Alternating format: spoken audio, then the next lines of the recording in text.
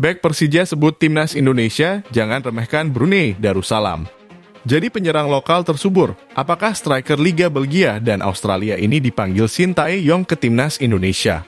Welber Jardim tak kunjung bergabung dengan timnas U17 Indonesia, begini penjelasan Bima Sakti. Super Sub Persita disorot pemandu bakat luar negeri, apakah akan dipanggil STY ke timnas U23?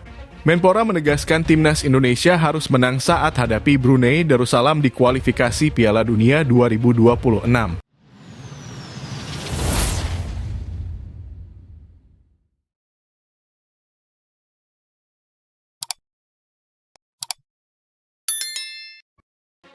Bek Persija sebut timnas Indonesia, jangan remehkan Brunei Darussalam.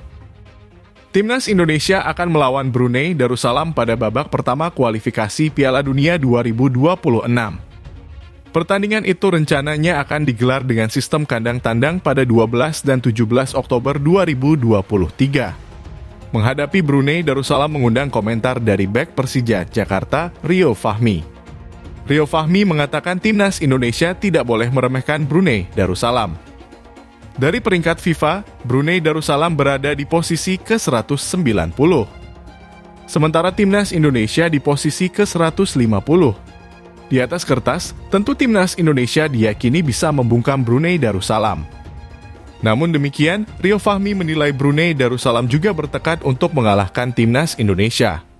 Siapapun lawannya, saya berharap timnas Indonesia bisa memaksimalkan kesempatan itu. Jujur sebagai pemain, semua lawan itu sama saja, ucap Rio Fahmi.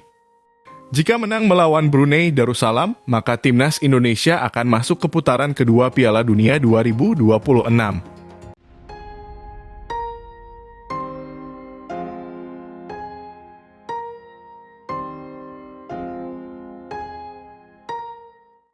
Jadi penyerang lokal tersubur, apakah striker Liga Belgia dan Australia ini dipanggil Shin Tae-yong ke timnas Indonesia?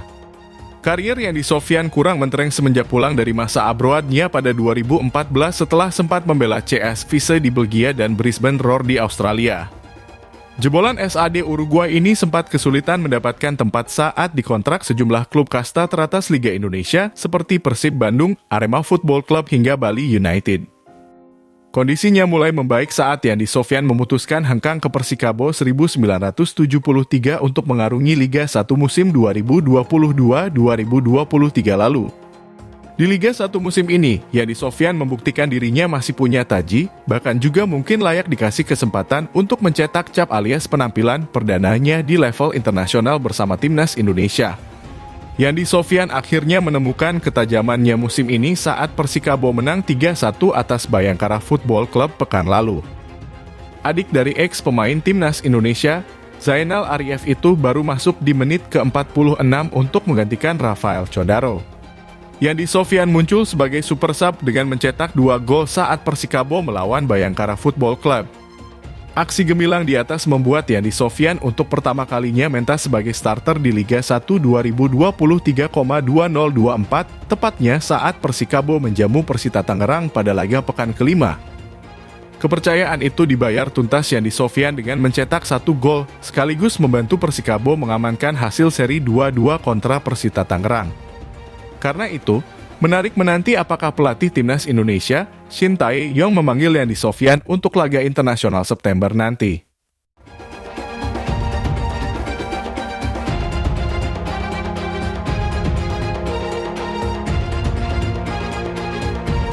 Profil timnas Korea Selatan U17, rival timnas Indonesia U17 di laga uji coba jelang Piala Dunia U17 2023. Sebagai informasi, timnas Korea Selatan U17 merupakan salah satu tim terkuat di kawasan Asia. Berbeda jauh jika dibandingkan dengan Indonesia, prestasinya sudah merentang cukup lama. Timnas Korea Selatan U17 mereka memang pernah meraih 2 kali juara di Piala Asia U17 yakni pada edisi 1986 dan 2002. Jumlah 2 gelar juara ini memang masih kalah dari Jepang yang sudah 4 kali meraih trofi. Namun, catatan lainnya ialah timnas Korea Selatan U17 sudah 3 kali menjadi runner-up, yakni pada 2008, 2014, dan terakhir 2023. Selain di Piala Asia U17, Korea Selatan juga terhitung rutin mewakili Asia di kancah Piala Dunia U17. Mereka tercatat sudah 6 kali berpartisipasi. Adapun pencapaian terbaiknya ialah melaju hingga babak 8 besar. Prestasi ini dicatatkan skuad muda Taeguk Warriors pada edisi 1987, 2009, dan 2019. Adapun 3 penampilan lainnya tak bisa berlanjut dari fase penyisihan grup.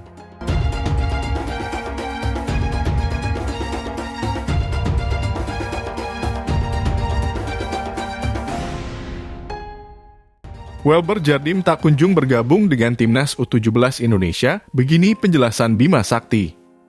Pelatih Timnas U17 Indonesia, Bima Sakti, akhirnya buka suara terkait pemain diaspora Welber Jardim yang belum juga bergabung dengan skuad Garuda Asia. Padahal skuad Garuda Asia ini sudah menjalani TC di Jakarta hampir 1 bulan lamanya. Menanggapi hal ini, Bima Sakti menjelaskan secara rinci bahwa pemain berusia 16 tahun tersebut tak kunjung bergabung bukan tanpa alasan. Hal ini karena saat ini Jardim masih dibutuhkan timnya untuk tampil pada kompetisi di Brasil. Bahkan Bima mengungkapkan orang tua pemain ini telah meminta izin kepada tim pelatih juga. Sebab Sao Paulo masih membutuhkan jasanya untuk tampil bersama tim. Melihat situasi ini, Bima Sakti justru senang karena pemain muda itu mendapat kesempatan bermain dengan tim. Menurutnya itu akan menjadi pengalaman bagus untuk Timnas U17 Indonesia ke depannya. Sebab dengan banyaknya pengalaman yang didapatkan Jardim di Brasil akan membuat tim semakin bagus saat tampil di Piala Dunia U17 2023 nanti.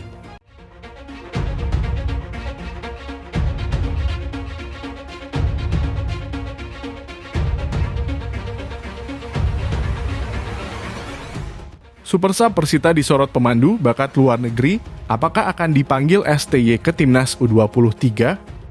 Pemain 21 tahun Persita Tangerang asal Sahrul disorot salah satu akun pemandu bakat luar negeri, @xcoting usai tampil impresif saat laga lawan Persikabo.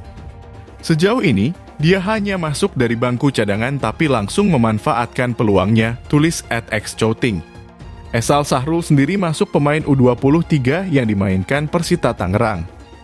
Bisa saja Shin Tae-yong memanggil pemain asli produk Akademi Persita Tangerang ini untuk event terdekat Piala AFF U23 2023. Pelatih asal Korea Selatan itu memang sedang mencari pemain U23 untuk Piala AFF U23 2023 dengan hadir di laga-laga Liga 1. Esal sendiri terang-terangan berdoa agar ia bisa membela Timnas U23 Indonesia di Piala AFF U23 2023. Ia mengaku tidak akan menyia-nyiakan apabila benar dilirik oleh Shin Tae-yong. Mudah-mudahan saja pelatih Timnas U23 Indonesia bisa memanggil saya, kata Esal usai laga lawan Persija. Tapi saya pikir ini akan sulit karena banyak pemain-pemain muda di Indonesia bagus-bagus, tambahnya.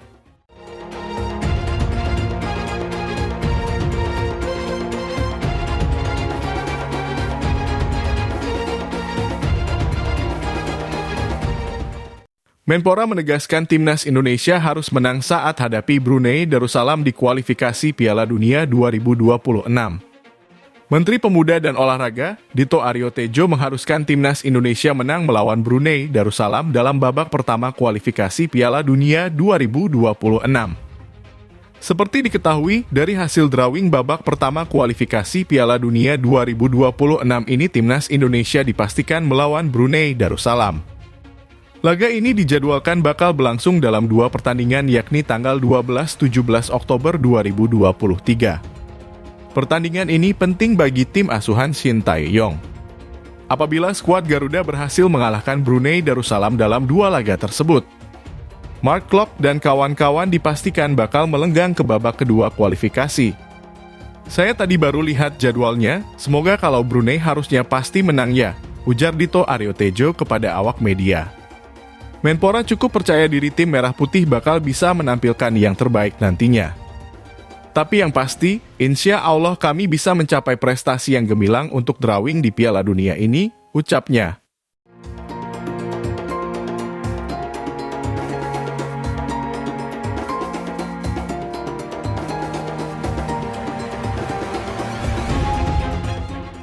Legenda Manchester United akan datang ke Indonesia. Legenda Manchester United, Peter Schmeichel akan datang ke Indonesia pada 4 Agustus 2023. Peter Schmeichel akan datang untuk menemui para fansnya di Jakarta. Kedatangan kiper asal Denmark itu dalam rangka menyambut kick-off Liga Inggris 2023/2024. Adapun Liga Inggris 2023/2024 akan digelar pada 12 Agustus 2023. Peter Schmeichel menjadi legenda Manchester United kedua yang datang ke Indonesia dalam waktu dekat ini. Sebelumnya, ada Michael Owen yang datang ke Indonesia.